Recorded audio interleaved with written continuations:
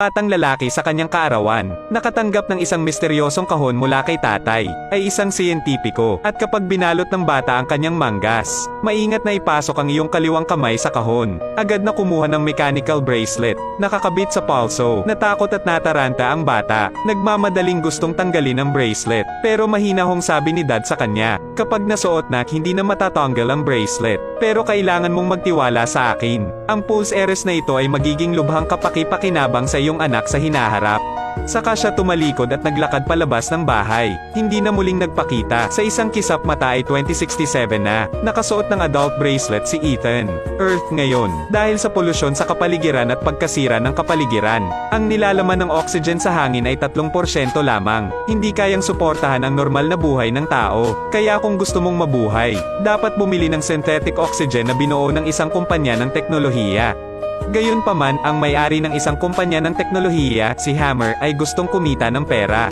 Hinahati ang sintetikong oxygen sa mataas at mababang kadalisayan. Mataas na kadalisayan ng oxygen, maaaring pareho sa natural gas, kumonekta sa maraming iba't ibang sambahayan, at mababang kadalisayan ng oxygen, maaari lamang gamitin kasabay ng oxygen mask. Hindi lamang iyon, ang mababang kadalisayan ng oxygen ay mayroon ding makabuluhang epekto. Ang pangmatagalang paglanghap ay maaaring magdulot ng malubhang sakit sa baga. Pagmamasid sa aking asawa na nagtitiis ng pagpapahirap araw-araw. Si Ethan ay nagtatrabaho araw at gabi. Sana makagamit ng oxygen ang asawa ko. Mataas na kadalisayan, mahal sa lalong madaling panahon. Ngayon hiniling ni Hammer sa kanyang mga subordinate na tawagan ang doktor sa opisina. Huwag hintayin na maunawaan ng doktor. Agad na tinapik ang muka at nagtanong on the spot. Balita ko ikaw ang makakapagligtas sa lupa. Naguguluhan ang muka ng doktor. Ganap na hindi maintindihan ang sinasabi niya. Nakikita ito ni Hammer. Agad siyang dinala sa secret laboratory. Nang makita ng doktor ang screen ng time shuttle, ipakita ang iyong sariling pangalan. Natigilan siya saglit. Lumalabas na ang oras ng tren ay ilang araw na ang nakalipas. Nakatanggap ng mensahe mula pagkalipas ng 407 taon. At ang laman ng mensahe ay ang pangalan ni Ethan. Kaya sumasang-ayon ang mga siyentipiko. Nagpadala ng mensahe mula sa hinaharap. Malamang may kinalaman kay Ethan. Kaya teleport na lang si Ethan sa 407 years later. Makakahanap tayo ng solusyon sa krisis sa oxygen. Ngunit sa teknolohiyang hawak ng mga siyentipiko, teleportation lang ang pwedeng gawin. Isang dimensyon ng time shuttle. Sa madaling salita, may pupuntahan lang at walang babalikan. Ngayon lang narinig ang pangungusap na ito. Ayaw ni Ethan na makisali dyan. Tumanggi sa lugar. Pasensya na sa lahat, may asawa pa ang pamilya ko na kailangan ko siyang alagaan. Ayokong makipag-usap sa iyo ng walang kabuluhan. Nakitang hindi nahulog si Ethan sa bitag. Agad na ipinakita ni Hammer ang kakayahan ng puwa, na mayroon ng bawat may-ari. Siya ang itinalagang tao sa hinaharap, upang iligtas ang mundo. Marahil ang paglalakbay na ito ay may ilang paraan upang mailigtas ang kanyang asawa.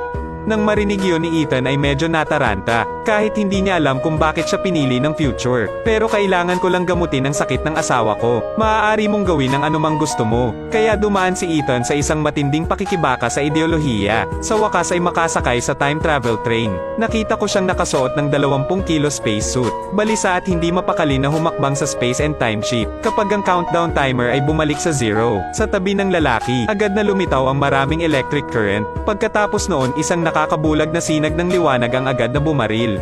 Teleport ang tao sa lupa makalipas ang 400 taon. Sino ang nakakaalam dahil naka-off ang transmission coordinates? Sa ngayon si Ethan ay nasa bilis na 88.88 na kilometro.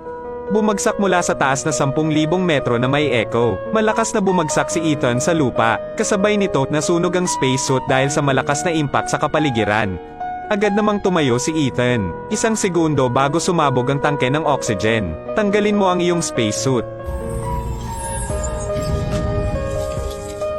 Simpleng editing lang. Sinunod ni Ethan ang mga direksyon ng mapa, sa isang matagal nang inabando ng pasilidad na pang-eksperimento. Ngunit ang layunin sa pagkakataong ito ay tumagos siya, ay upang makahanap ng solusyon sa krisis sa oxygen dito, at ipinadala ito pabalik sa lupa 400 taon nang nakalilipas. Iyan ang paraan upang gamutin ang hypoxia, at ang sangkatauhan ay malapit nang mawala, pero kararating lang niya sa base gate. Nakita ko agad na buto na lang ang natitira. Gayunpaman, nang makilala ni Ethan ang kalansay, biglang may nadiskubreng kalansay sa kanyang pulso. Magsuot ng bracelet. Ang mechanics ay pareho sa akin. Ang kaibahan lang, ang indicator light sa skeleton bracelet ay berde. Hindi lang iyon, nakalapit pa rin sa katawan si Ethan. Nakakita ng phone na katulad ng sa akin. Sa likod ng telepono, kitang-kitang nakasulat ang kanyang pangalan. Nagulat si Ethan at agad na tinignan kung may ibang tao dito. Dumaan sa 6 na magkakasunod na puntos. Walang bakas ng kaligtasan ng tao. Sa pagtatapos ng araw, maaari lamang sundin ni Ethan ang mga tagubili ng mapa. Pagkatapos makumpleto ang pag-aapoy, pagkatapos ay pumili ng isang sanga ng kakaibang prutas upang labanan ang gutom. Sinong mag-aakala na wala pang 5 minuto pagkatapos kumain ay magkakaroon na siya ng matinding pananakit ng tiyan. Tapos isinuka niya lahat. Sa sandaling ito, isang sinag ng liwanag ang nahulog mula sa langit. Lumapag di kalayuan kay Ethan. Tapos biglang may lumitaw na figure. Natigilan si Ethan at nahimitay sa lupa. Naghihintay sa kanyang muling paggising. Natuklasan na ang itim na anino ay nilikha ng kanyang sarili. Sobrang lason pala ng prutas na kinain lang ni Ethan. At nang malaman ni Jude, ang mga antas ng lason sa dugo ni Ethan ay napakataas. Sa kabila ng pagtutol ng lahat, halika dito at turukan mo ako ng antidote. Pagkatapos ng isang gabing pahinga, ang mga lason sa katawan ni Ethan ay ganap na naagnas. Mabilis na nakarating ang dalawa sa base. Maghanap ng mga solusyon sa krisis sa oxygen. Sinong mag-aakalang dumaan lang sila sa isang maliit na kagubatan. Makita ang isang bagay pagkatapos ng isa pa. Katawan ng tao na may oxygen mask. Tila tao sa loob ng 400 taon. Walang paraan upang harapin ang krisis sa oxygen. Medyo nadismaya si Ethan. Pagkalipol ng tao, ay naging isang hindi maiiwasang kalakaran. Inalo ulit siya ni Jude. Marahil ito ang pinakamagandang resulta para sa sangkatauhan. Dahil wala nang maghahirap pa, kaibigan. Sa sandaling iyon, ang mga baging sa tabi nito ay biglang nagunat ng isang robot na braso.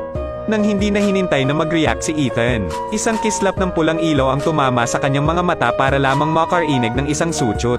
Dahan-daang bumukas ang abandonadong gate, maingat na pumasok ang 2 tao sa base. Mga resulta na natagpuan sa isang computer. Kumikislap na balita ang patuloy na sumalubong kay Ethan. Nang makita ito, nakaramdam ng takot si Ethan at pinindot ang return button. Walang ingay, biglang humigpit ang bracelet sa kamay ko. Pagkatapos noon, ang pulang ilaw dito ay kumurap at naging berdeng ilaw. At kapag ipinakita ng computer ang tekstong matagumpay na pag-verify ng DNA, agad ding lumiwanag ang time machine sa dilim. Nang makita nila ito, tuwang-tuwa sila. Gamit ang time machine na ito, babalik tayo sa 2067, ngunit hindi ito iniisip ni Ethan. Since naging blue yung bracelet, pakiramdam niya ay paulit-ulit ang kasaysayan. Dude, tingnan mo ito, aking mga braso, ay kapareho ng kulay ng pulse heiress na matatagpuan sa balangkas. Ano ngayon? Ibig sabihin pinagdadaanan natin yung nangyari dati. Pagkasabi nun, binuksan ni Ethan ang system log. Gustong malaman kung ano ang nangyayari. Sa hindi inaasahang pagkakataon, biglang lumitaw sa kanyang mga mata ang imahe ng kanyang ama. Ang time machine na ito ay naimbento ng aking ama. Nagplano ang kanyang ama na gumamit ng time machine. Ipadala ang lahat ng sangkatauhan sa kalawakan. At oras na puno ng oxygen. Ngunit sinabi iyon ng may-ari ng suportang pinansyal na si Hammer. Mayroon lamang mga mahuhusay na tao tulad niya. Karapat-dapat lang sa isang time machine. Nakikita na ang magkabilang panig ay hindi nagbibigay daan sa isa't isa. Galit si Hammer. Binaril at napatay ang ama ni Ethan sa lugar. Hinulaan ng ama na darating ang ganoong araw. Idinagdag ang system sa paggawa ng time machine. Ang tanging bagay na maaaring disempower. Iyon ang bracelet sa pulso ni Ethan. Paano ang may sakit na asawa ni Ethan? Sinasadya ba itong ayusin ni Hammer para makontrol si Ethan? Unawain ang buong bagay. Nagpa siya si Ethan na hayaang ilibing ng buong sangkatauhan ang kanyang ama. Kaya nagkunwari siyang ipinadala ito kay Hammer makalipas ang 400 taon.